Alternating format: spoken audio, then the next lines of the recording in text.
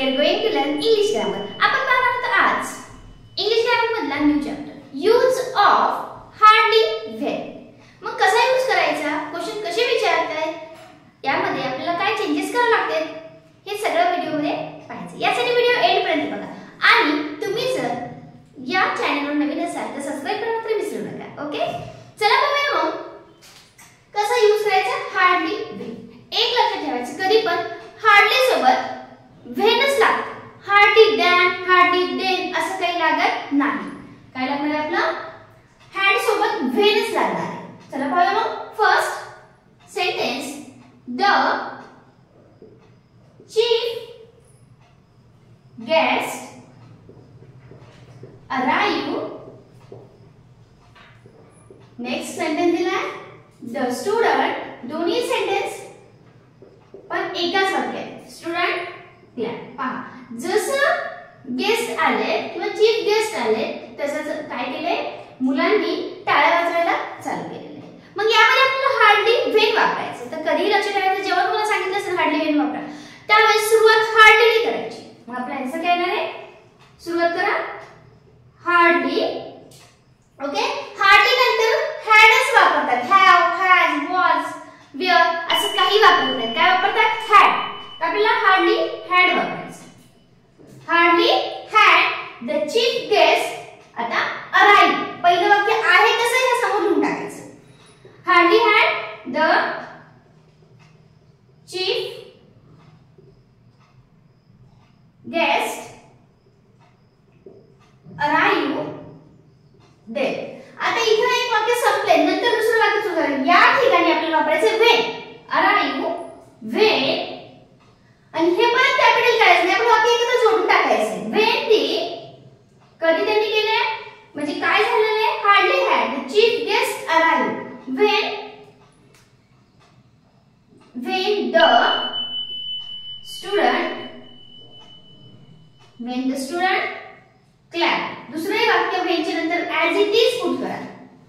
हे correct way. Okay, कोणी काय करतं, हॅड लिहित नाही.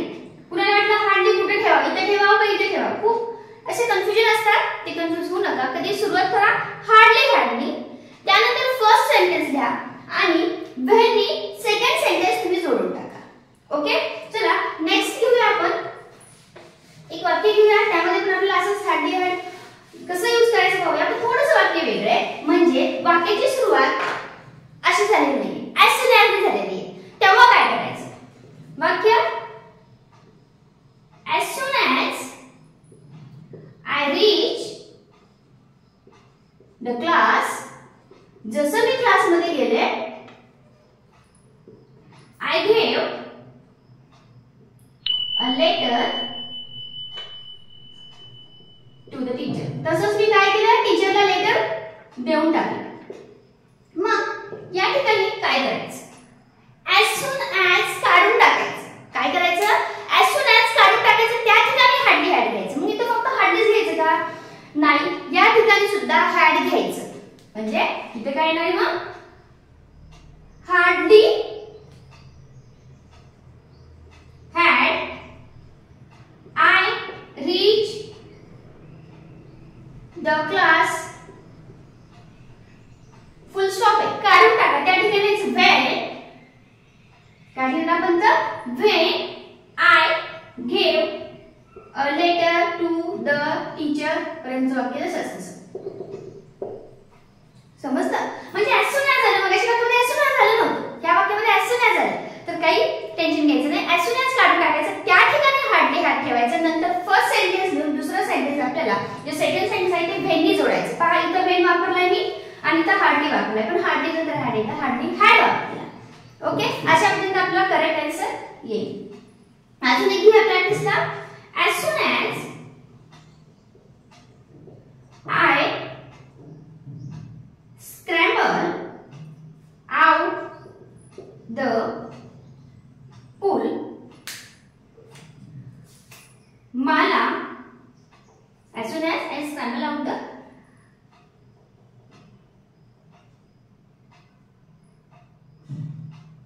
अजून. चला याला काय करायचं, हे पण as soon as आहे. चला हे काढून टाका. या ठिकाणी काय लिहिणार मी, हार्डली हॅड.